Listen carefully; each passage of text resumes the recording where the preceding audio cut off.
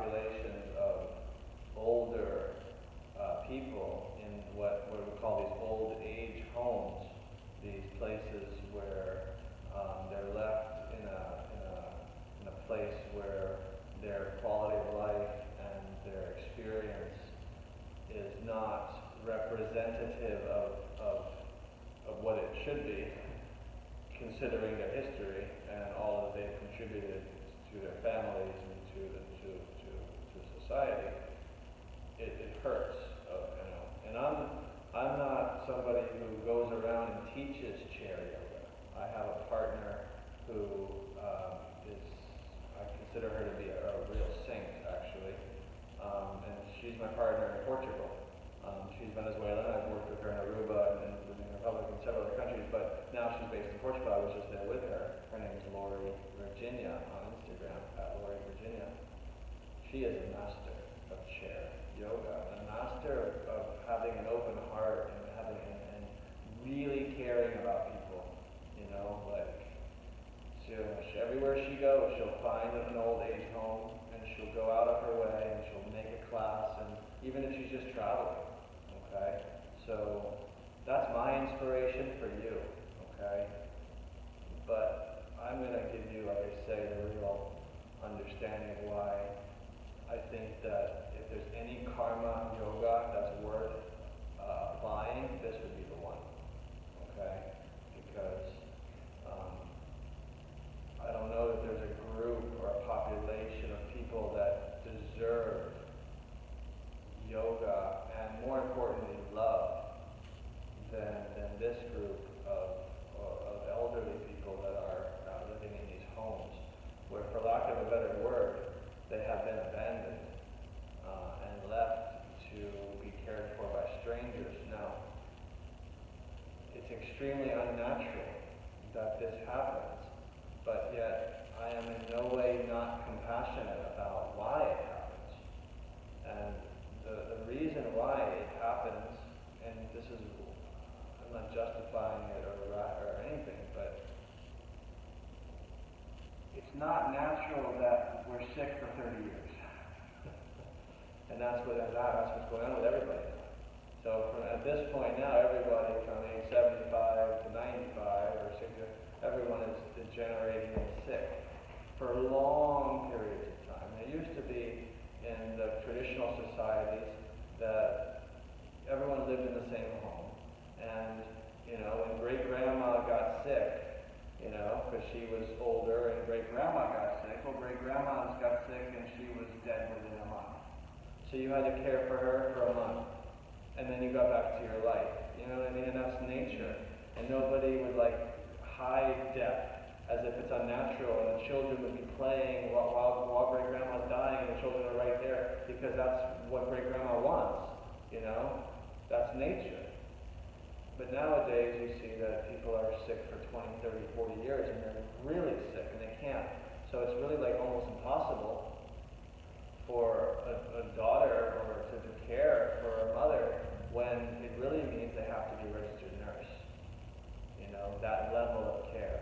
And so I do have a lot of compassion, but at the same time I have a lot of feelings of sadness to some degree for people that are stuck in these places where they have no contact with anybody who loves them.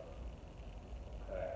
Now, Karma Yoga, in this chair yoga, Karma Yoga is best given in my opinion, like I said, the populations that are not served with yoga. So what's the main? We have socioeconomic limitations, and now in this case, we're talking about mobility limitations, okay, or economic limitations even from these seniors. So, but we're focusing with chair yoga. We're focusing on the populations of the elderly. Okay, and of course, we could use chair yoga for other applications like certain maybe cerebral palsies, things that people don't have a lot of stability, but they can sit in a chair and they can go through. Yeah, you can use chair yoga techniques for other, right? You can even use it in the office, and you can use it as office yoga. Okay, because really it's just about what can you do in a chair, right? So those are other applications, but like I said, I'm going to focus on this talk on why, in my opinion, the best thing anyone can do is go once a week to one of these homes and make a difference. Okay? Now, here's what happens when you do that. First of all, in order to do that, it's very simple. You walk into an old age home and you say, "Hi, I'm a certified yoga teacher, and I would like to teach chair yoga here once a week." Before you have finished your sentence, the lady's already saying, "When? When? Tomorrow? Want some chairs now?" Because that kind of programming is really seen by everybody as to be the best thing anyone could ever do. Okay? So you're already going to get a yes. Okay. Now, then, the next thing I will tell you is once you start, don't quit. Okay? In other words, don't abandon them. Don't get them to fall in love with you and then leave because it got inconvenient, or you got too busy, or you got too popular, or now you're making too much money with your private, so you can't afford to do it. Okay, fine, then don't start. Okay? This is something that you do not because you have to, but because you want to. And if you believe that the only beneficiary of this relationship is that person or those people, you got it all backwards, because the most fulfilling is what comes to you for being able to play that role. Okay? To mention the relationships that you create and that you are enabling with people that have a lot of value. Now, here's kind of how it goes inside the home, where you have now started to teach every Tuesday. And how are you going to teach? Exactly how the lady teaches that I'm going to put the video. I'm not a master of chair yoga, so I don't want you to use me as an example. I want you to use me as an example of things that I do the best. But I don't do chair yoga the best. This lady does chair yoga the best. She's an absolute professional. She does it every day. She goes all over her community. In the case of the class that I'm going to send with you, it'll be a class in her own studio where the seniors come on a bus and then they arrive to her studio. But sometimes she'll go to the library and meet the seniors in the library, so she'll go wherever. Okay? Anyway, you have your Tuesday thing. So then, your students, the people in the home, you want to know what their life is like after that? It kind of goes something like this. They wake up in the morning, and whoever the first nurse they see is, they have one question for that nurse. One of the question is today Tuesday? It's the only question that matters. You want to know why they want to know if today's Tuesday or today? You see, because every other day is the same. They get poked, they get prodded, they get force-fed medication, force-fed food, they get bathed, they get put to the bathroom, they get put to bed, and they watch the same soap operas or game shows, and that is their entire life. Except on Tuesday.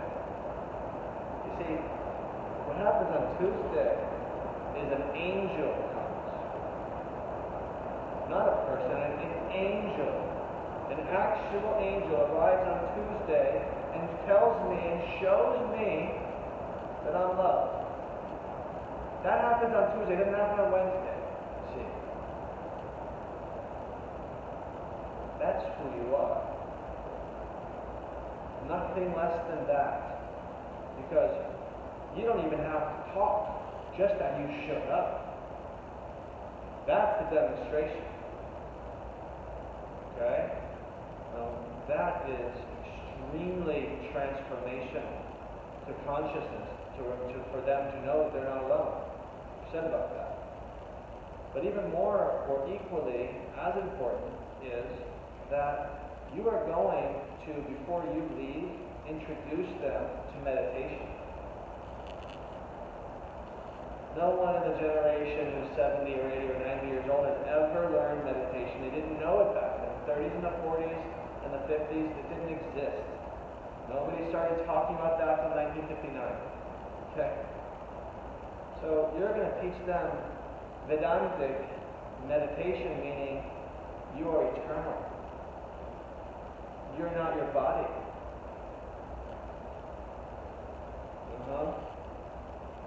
You have no death. You're going to teach them that. And this becomes the most important lesson that you can deliver to any human being, but much more importantly to somebody who's really close to the transition. You know? Someone who's 95 years old and they've crossed out the name of every single one of their friends in their phone books because they're all dead. They know their day's coming. They know. Do you want them to be in fear? You can change that. Because if you don't get involved to change the software and to re-suggest the truth, you don't do that, they're going to die terrified. As everybody does. Die terrified. With everyone screaming after you, the defibrillator, and everyone like going, "Oh my God, he's dying!" and all the bright lights and that's it. And you're as scared as everybody else because you're like, "Oh my God, I guess this is not supposed to happen. It's not supposed to happen. Look how they're treating me. Something wrong." Well, no, there's nothing wrong. He's dying. Actually, it is supposed to happen. Period. Okay. So it needs to be honored, it needs to be respected. It doesn't mean that you want it, but it means that it needs to be understood for what it is and respected. The last thing anybody wants is to live forever. Did you know that? That would be the number one curse anyone can ever give you? Eternal life. You would pray for it to end. Because the only reason why you enjoy anything is because it's temporary. That's the only reason why you enjoy anything. Because you know it won't last. If it would last forever, you wouldn't enjoy it anymore. So that's what makes the flavor of life, is that we have this temporary window. So it's natural. So what I'm saying is, you're going to teach them the truth so that they have less fear. Well, that to me is the most valuable thing we can teach any human being. And as I said, much more so somebody who is 90 years old who really needs to know this. Because they're getting down to business. You know? So this is the value. Now there's even more value. Because in the context of you teaching chair yoga, which is really just an excuse for you to be able to walk in the door and say to these people three things. Three things. Number one, I love you. Number two, you are not alone. Number three, you are eternal. Those three messages is what you came for. Chair yoga is the vehicle, but that's the purpose. And yeah, the chair yoga will help them. It will give them more range of motion. It will help them feel better. But you know what? That's the side benefit. And then, not only are you going to deliver those messages with your communication, either the beginning or the end meditations, before you leave that room or that place, you will have laid hands on everybody. Maybe it's a time when you guide everyone in a little meditation at the end. Okay, or you guide them to close their eyes and to relax their body, whatever it is. You will create a window and you will come and lay hands and just maybe do you know how you massage an elderly person? Come here, Christine. I want you to understand this. Just have a seat right in front of me on the floor.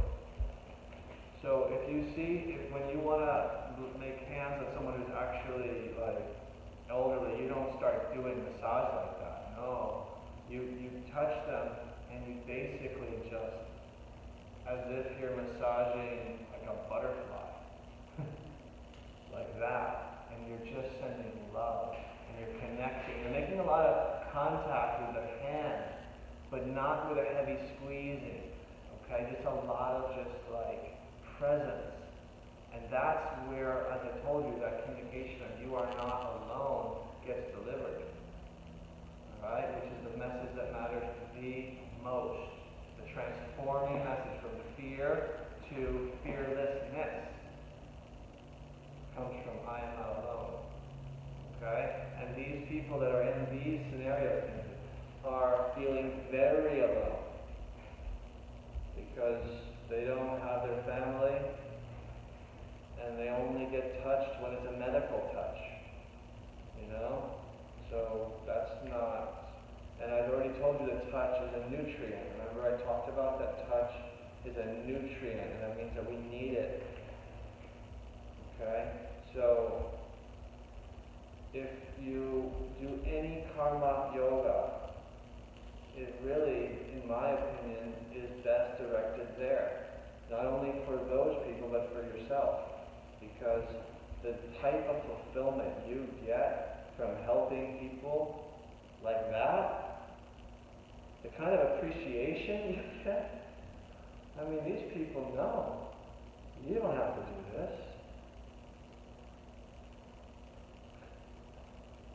You know? And they see your heart and a goodness, and then they see that you care about them. Oh my God.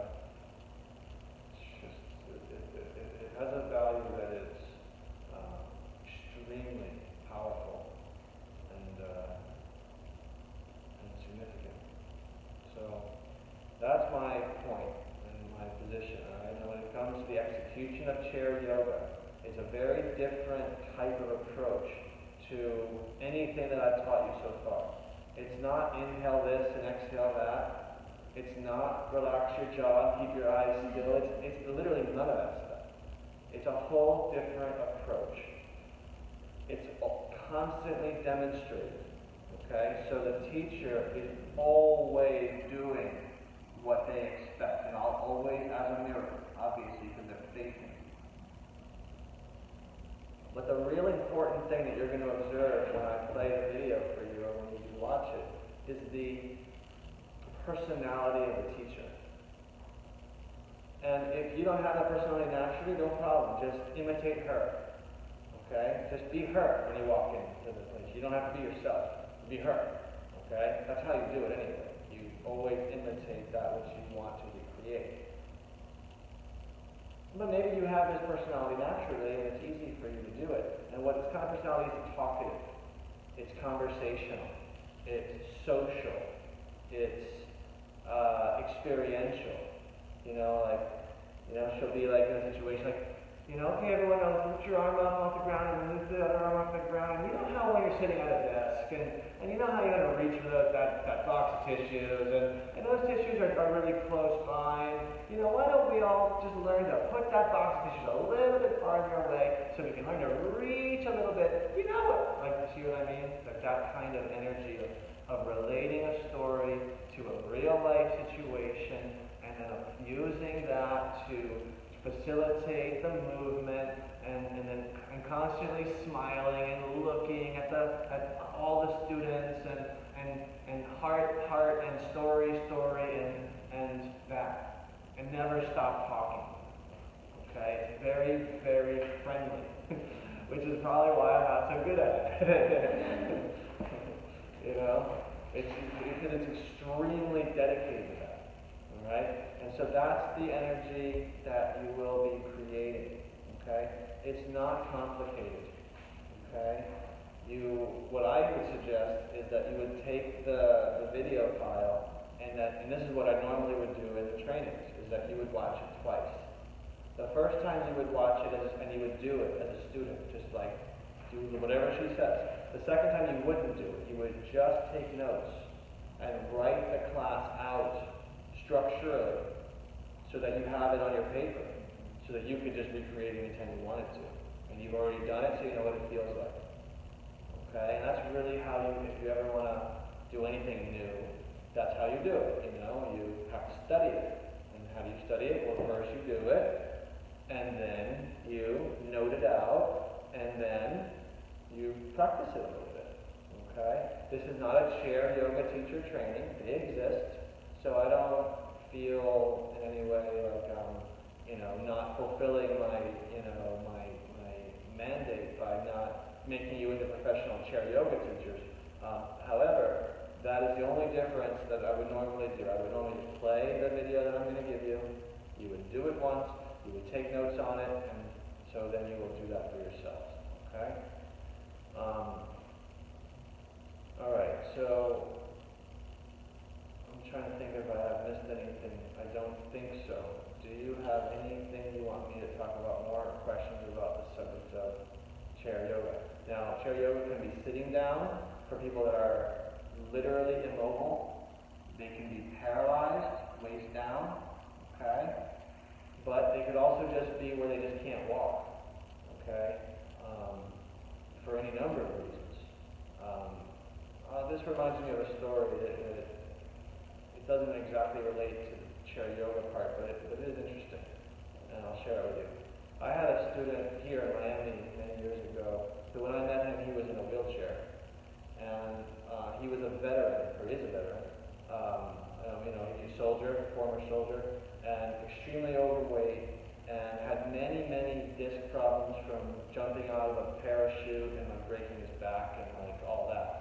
Okay, so he wasn't actually paralyzed, but he couldn't walk. Okay, really infirm. He also had no money whatsoever. Okay, and he wanted to do the teacher training, so he reaches out to me. Well, shit, that kind of story, you got me already. You know what I mean? So I was like, okay, let's get you going. I gave him a scholarship. I really wanted to work with him, and he came every day to teacher training with his wheelchair, and always wheeled up the elevator, wheeled in, and I was working with him seriously on the food. I was giving him green powder. I was teaching him the lower back stuff because it was all lower back related for him, and I was really focused on it. As the training progressed, he was improving and even losing weight and the whole thing, and getting more optimistic about himself, and everything was really coming good, really nice. Well, one day, we're all sitting in a circle, and his name was David, and he wasn't there. He was late. So I'm sure all of us in the back of our mind are probably, where's David? Well, then he comes in late. Walking. He walked in that day. And everyone was just so happy and just jumping up for him and just celebrating with him, and he couldn't believe it, to be walking again.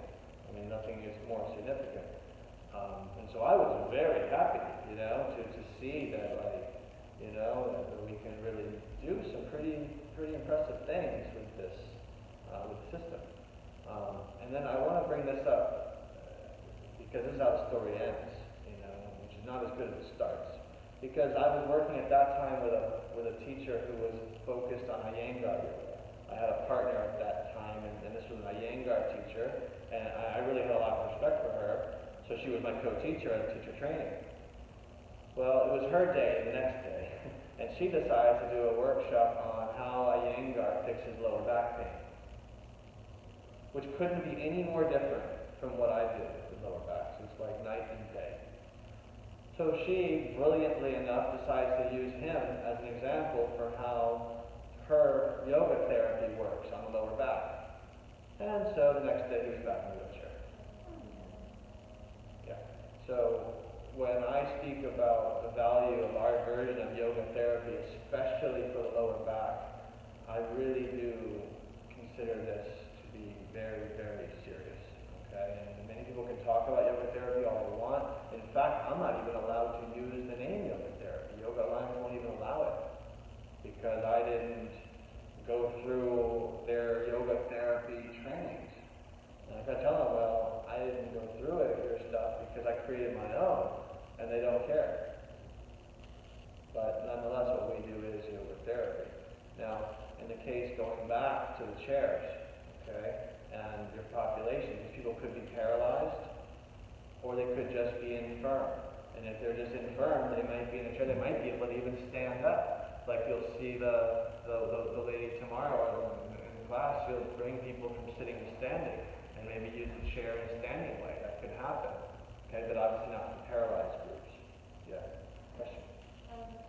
Sometimes if there's blindness, you can also teach the class by describing the poses. Blind yoga is great, absolutely. There are classes of blind yoga, absolutely. And you could even teach blindfolded yoga, where you make everyone blind on purpose. But yes, those are all very valid things. I had one of my students got into a specialty of teaching blind students. That's incredible. I've taught meditation with the James. We used to go to the Veterans Hospital. And also to the elderly. And most of them are blind. Okay. But meditation, you close your eyes. Meditation is easy to be blind. Yoga a little bit less easy, especially when they're older. It's one thing if they're younger and in shape, but either way, every time working with everybody. Look, when anyone asks you, I got this situation, can I do yoga? You already say yes. So the answer's already yes. Of course. The only question is, what are you going to do? The only question is, are you going to do it? What part of the yoga system are you going to do? Because there's plenty to do. And just that one little, limitation isn't going to stop you from doing the vast majority of what the system can offer. I was teaching a class in Lima many years ago, and it was a public class, and there was a lady in the foyer area, and she had one arm, and she wasn't walking into the room, and she had the one arm, and she was very scared. She had come because of the class, but she was really scared to go in. And I saw it. I was going to the bathroom, I saw what's going on. I'm fascinated by this situation, And I said, hey, how you doing? I'm like, did you come to the class? She's like, yeah. I'm like, oh, great. She's like, but can I do it? Can I do it? She asked. I'm like, of course. Of course you could do it. She almost cried. She's like, really? Because everyone, they see me and they say I can't do it. Because they figure that she can't do downward dog, or they can't do power of the other. And I said, oh, are you kidding? Of course you can. Let me tell you what you're going to do. Whenever you see these students, they're doing this stuff on their arms, and it's not something you're going to do, I want you to go over to that wall, and I want you to do this. And I showed her Warrior 3 against the wall. Okay? And that's it. Got it? She said, yeah, I got that. Okay? So, teach the class. There's that. She goes to that. And with that, she goes to the thing. Right? Class is over. And how was it? She could not have been any happier. Okay? So, when the person asks you, can they do it? Before they even finish, the answer is yes. Okay? Alright. So, this chair stuff can be applied to everybody who might need it. Alright? Do you have any questions about chair yoga? Not very, but it's very inspirational. So thank you. No, this is, to me, this stuff and the body work